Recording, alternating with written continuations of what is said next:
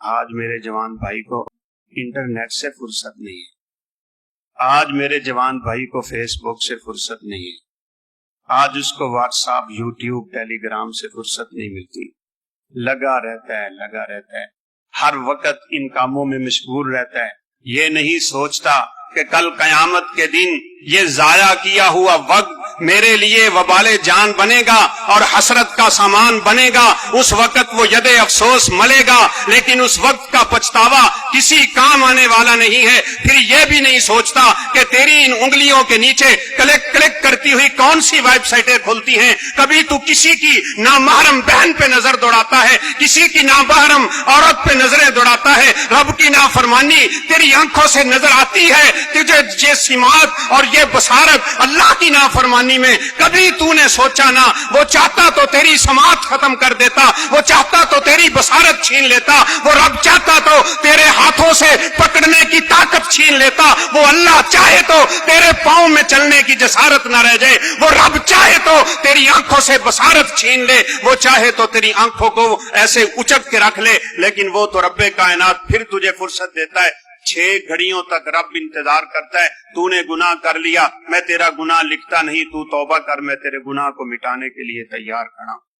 سوچتا ہی نہیں، ساری رات۔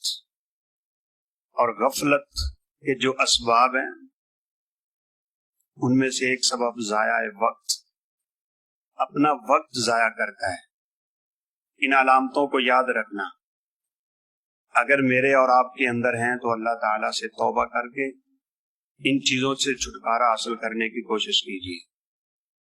جس بندے کا دل غافل ہوتا ہے وہ سب سے پہلا کام یہ کرتا ہے کہ وقت بڑا ضائع کرتا ہے۔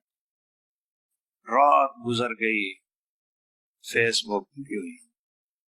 پہلے سنا کرتے تھے کہ فلاں آدمی نے ایک ہی رات میں پورا قرآن پڑھ لیا۔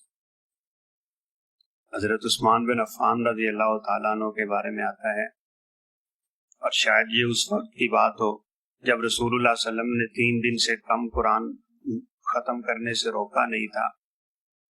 عشاء کی نماز پڑھ کے کھڑے ہوتے اور فجر کی نماز تک قیام میں پورا قرآن پڑھ لیتے تھے، یقین ہی نہیں آتا۔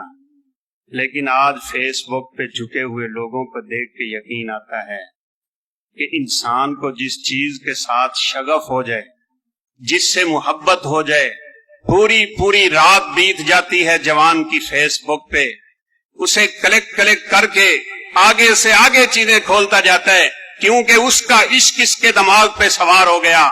اگر تجھے رب کے قرآن سے اتنی محبت ہوتی تو بھی ایک رات میں 10 پارے پڑھنے کا عادی بن جاتا، 3 دن میں قرآن ختم کرتا اور اللہ تعالیٰ کی برکات و فیوز حاصل کرنے کا تو صحیح مستحق بنتا۔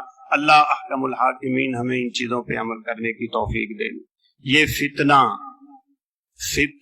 دہما، رسول اللہ صلی اللہ علیہ وسلم نے ایک فتنے کی طرف اشارہ کیا تھا کہ ایک فتنہ ہے، فتنہ دہما، کالی سیاہ گھٹا کی طرح چھایا ہوا فتنہ۔ علماء کو سمجھ ہی نہیں آتی تھی یہ فتنہ ہے کون سا، لیکن جب سے موبائلوں پہ انٹرنیٹ آ گیا، علماء نے کہا یہی فتنہ دہما ہے، یہی ہے وہ کالی سیاہ رات۔ ما من بیت من بیوت العرب الا دخلها، کوئی گھر نہیں بچا جس گھر میں یہ فتنہ داخل نہ ہوا۔ ہر جوان کی جیب میں موبائل ہے، ہر بہن کی جیب میں موبائل ہے، ہر گھر کے ہر فرد کے پاس موبائل ہے، اور پھر اللہ معاف فرمائے اسی موبائل میں قرآن مجید ڈاؤن لوڈ کیا ہوا ہے، اور اسی میموری کارڈ میں نعوذ باللہ انڈیا کی گندی فلمیں بھی رکھی ہوئی ہوتی ہیں۔ توبہ کیجئے قبل اس کے وقت نکل جائے۔ رسول اللہ صلی اللہ علیہ وسلم کے امتی ہونے کا حق ادا کیجئے۔